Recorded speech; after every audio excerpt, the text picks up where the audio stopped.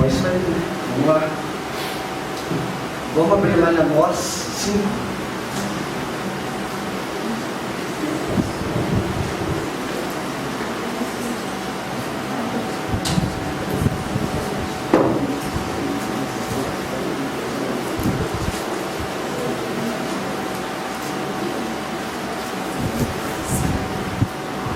Amós 5, verso 21.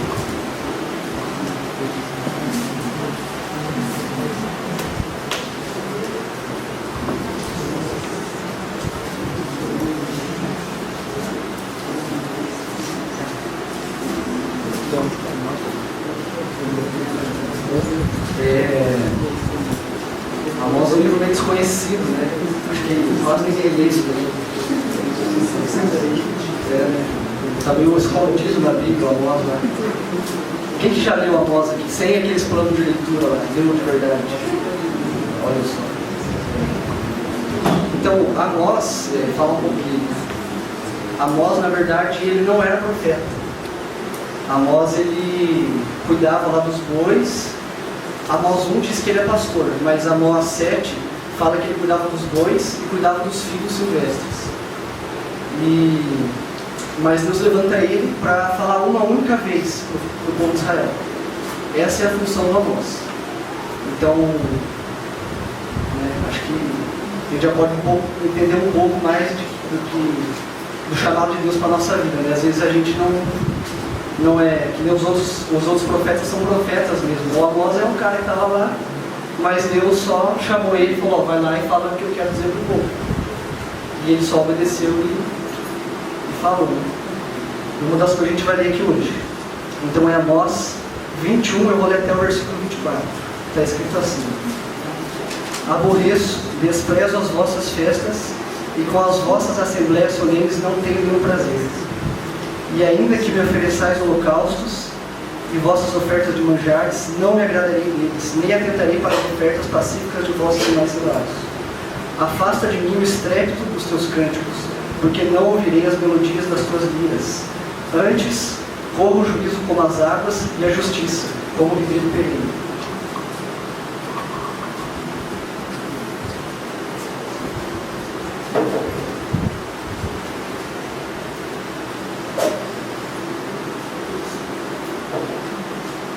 Então, o que estava acontecendo aqui era que o povo estava dando muita atenção para os sacrifícios, por quanto eles faziam para Deus, e estavam dando pouca atenção para quem estava ao redor e não tinha assistência, não tinha dinheiro, estava mal de saúde.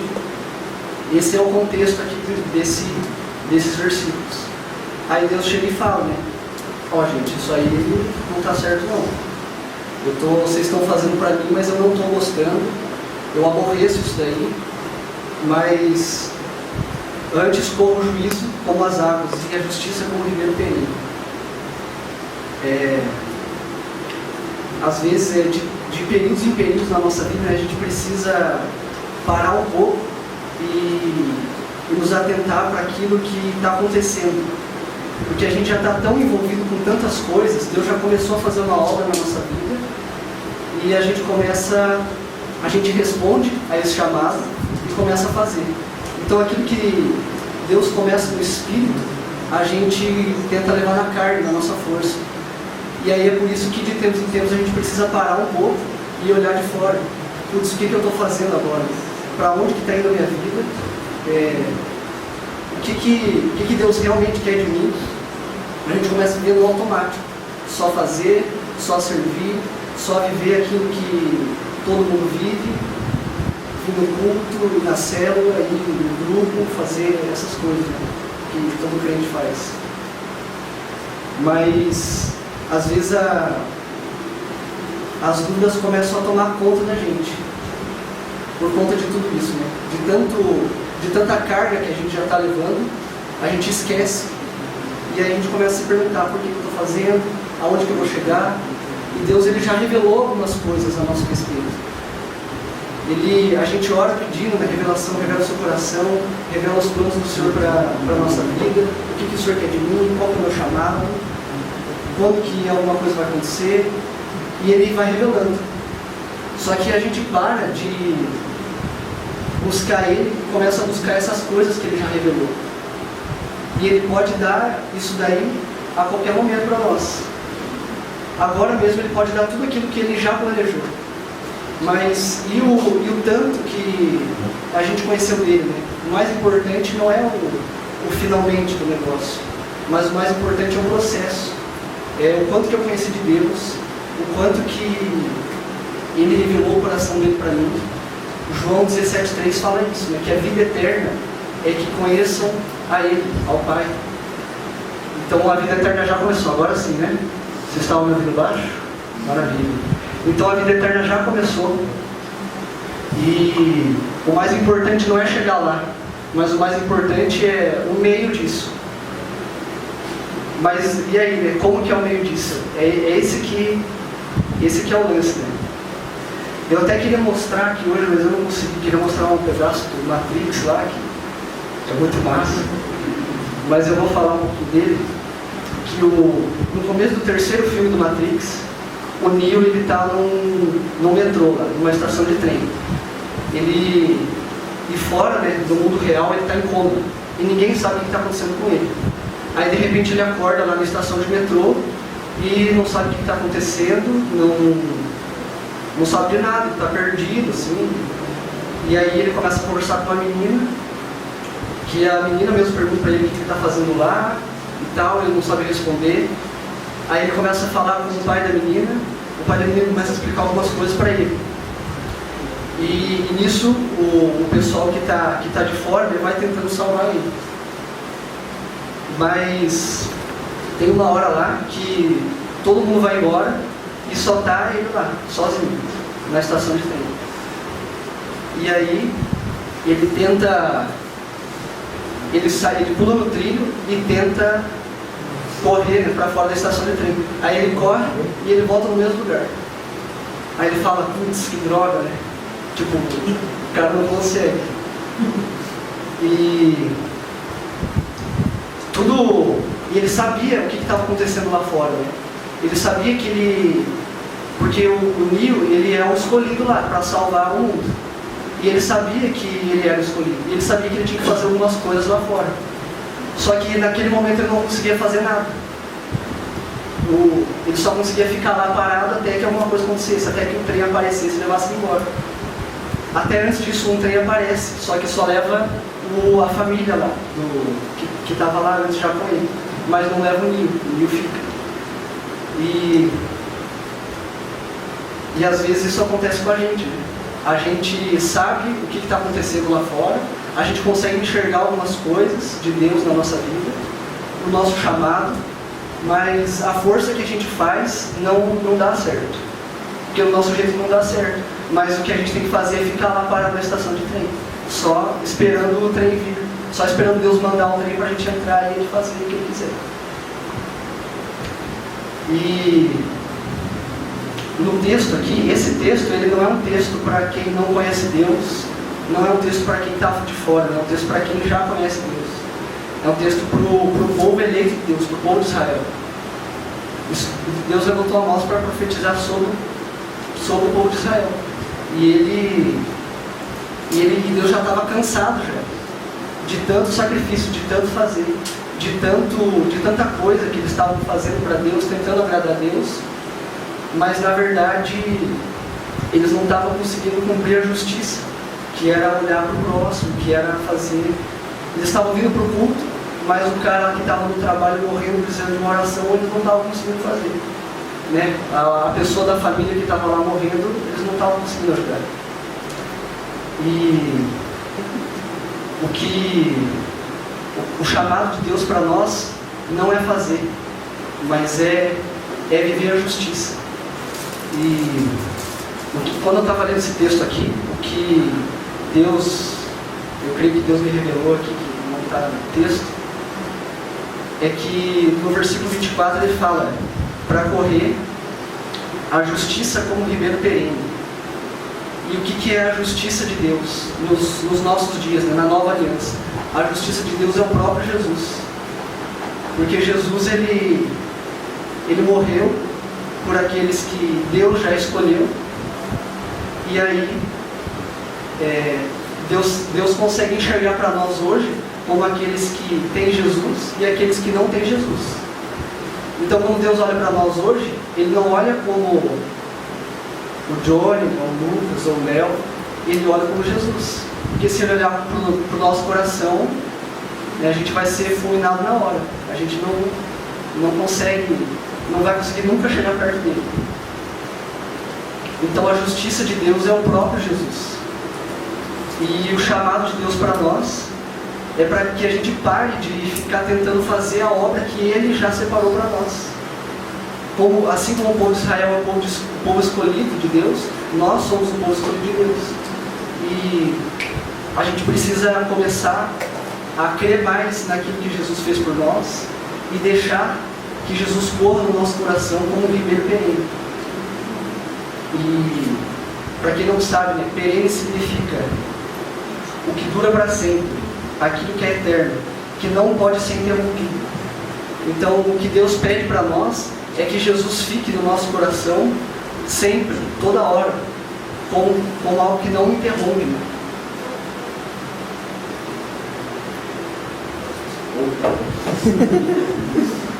E ano passado a gente foi lá para Mandaguari, o pessoal aí, e a gente estava eu, o Sérgio e outro missionário lá de Belo Horizonte.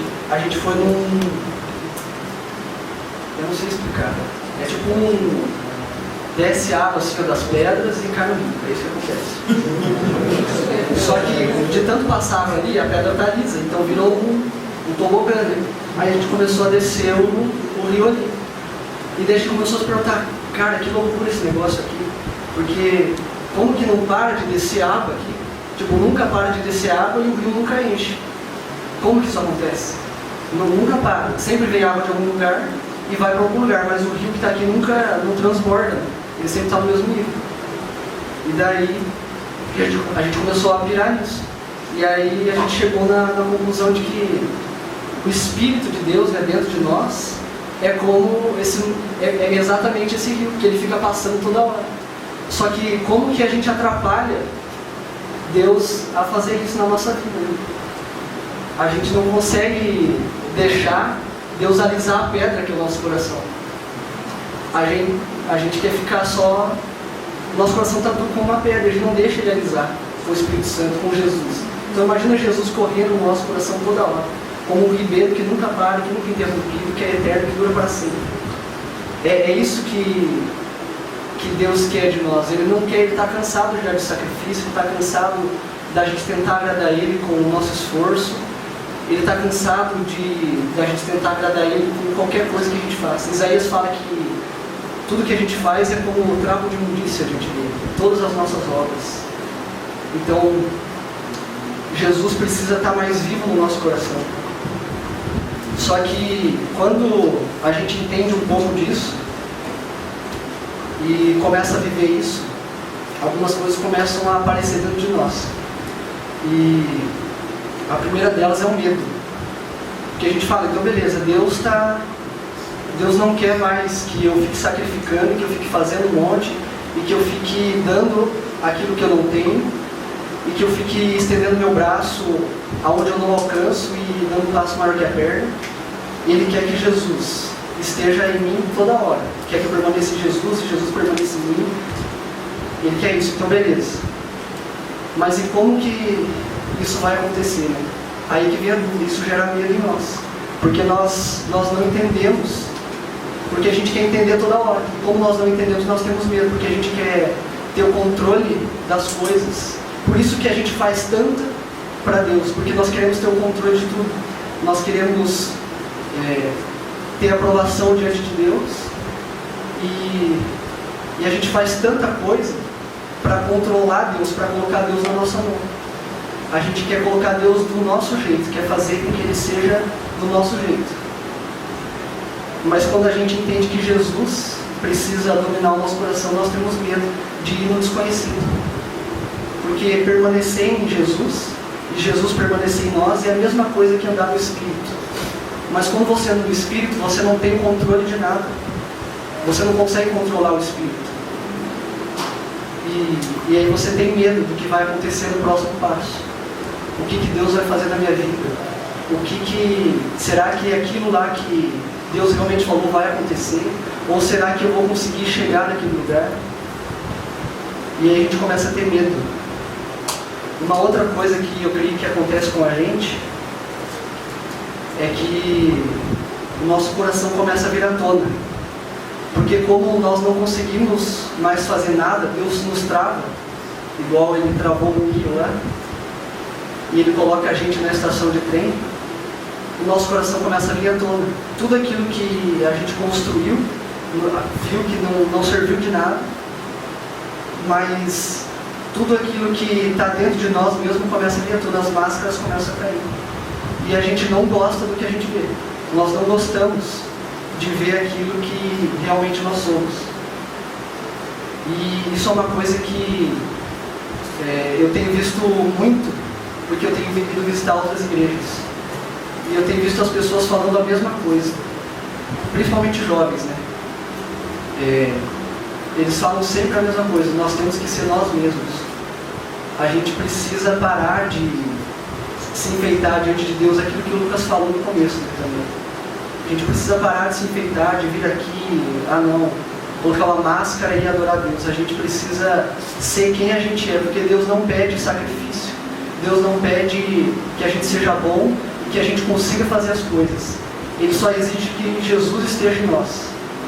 E quando isso acontece, não tem eu para aparecer. E as nossas máscaras caem, a gente não consegue mais fazer algo para Deus. E nós perdemos o controle de tudo. Nada mais está sob o controle, mas está sob o controle de Deus.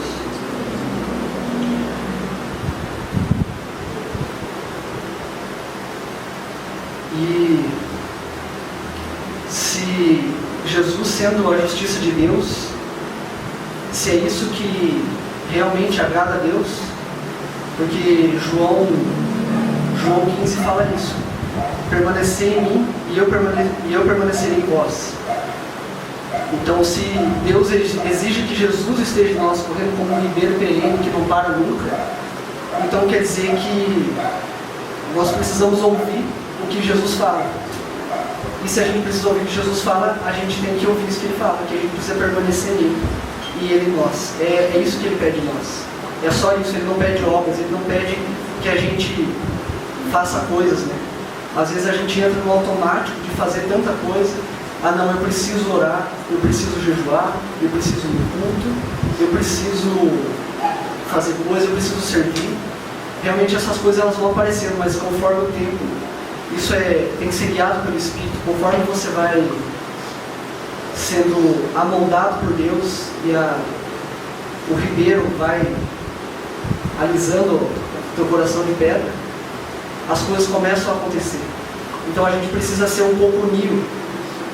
A gente precisa ficar um pouco na estação de trem e relaxar.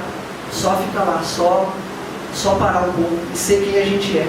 Porque ali aparece quem o Nil é. E tudo aquilo que ele está lutando, ele não consegue mais fazer. Ele só consegue ficar ali e uma hora aparece um trem lá e busca ele e ele volta para a luta. Então a gente precisa crer que no momento que a gente está mal, e no momento que a gente não consegue fazer nada e não tem força, uma hora Deus vai aparecer, uma hora Ele vai vir com o Espírito Santo, vai nos reerguer de novo, vai nos deixar com força total para fazer aquilo que Ele mesmo nos chamou para fazer.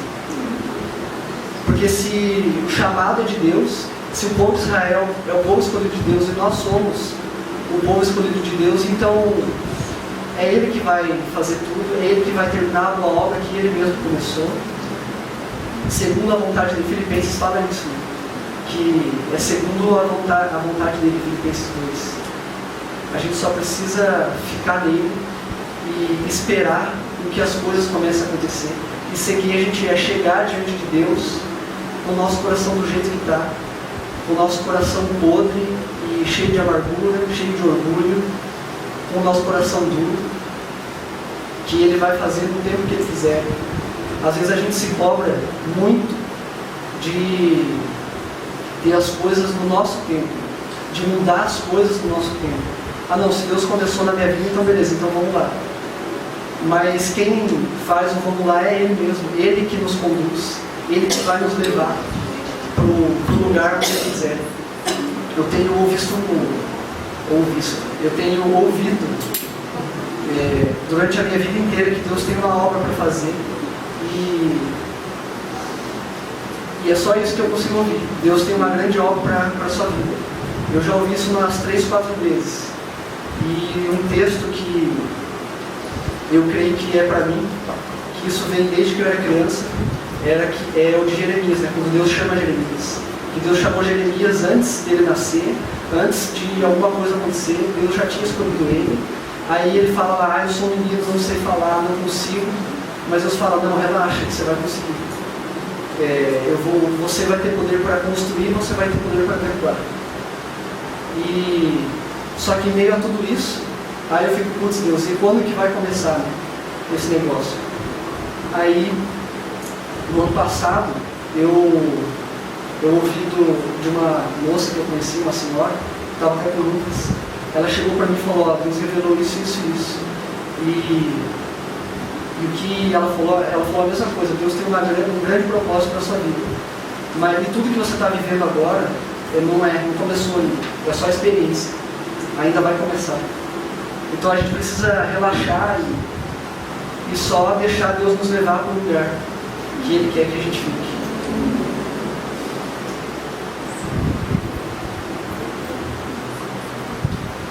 E era isso que eu queria trazer hoje para nós, né? Só que nós precisamos permanecer em Jesus, e Jesus em nós, e Deus não exige nada de nós, Deus não nos cobra de alguma coisa, Deus respeita o nosso tempo. Só que nós não nos respeitamos, nós queremos pular um passo à frente de Deus. A gente quer converter Deus aos nossos próprios sonhos, ao nosso próprio tempo, ao nosso próprio jeito. Como que deveria ser o contrário, que o nosso coração tem que se converter ao jeito de Deus, ao tempo de Deus, ao que Ele quer fazer, no tempo que Ele quiser fazer, e Ele nos levar para o lugar onde Ele quiser nos levar, independente do que isso gere para nós ou traga para nós. Amém? Amém. Eu queria que a gente orasse por isso, para que a gente conseguisse sossegar o nosso coração e parar de querer fazer a obra de Deus, deixar Ele fazer a obra dele e só ficar ali, só relaxar e pegar o fardo leve dele. Porque se o fardo está pesado, então quer dizer que a gente não está carregando o fardo de Jesus. Se o fardo está pesado, eu estou carregando o meu fardo, fazendo o meu jeito.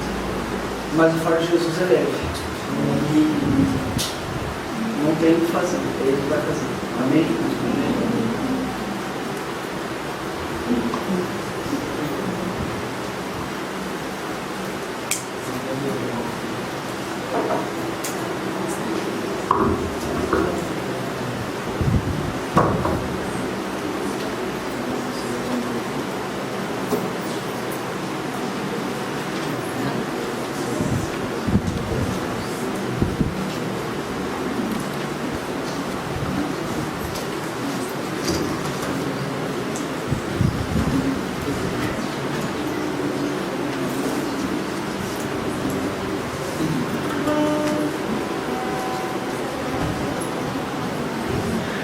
Fique à vontade para, sei lá, fazer o que você quiser, ficar de joelho, levantar.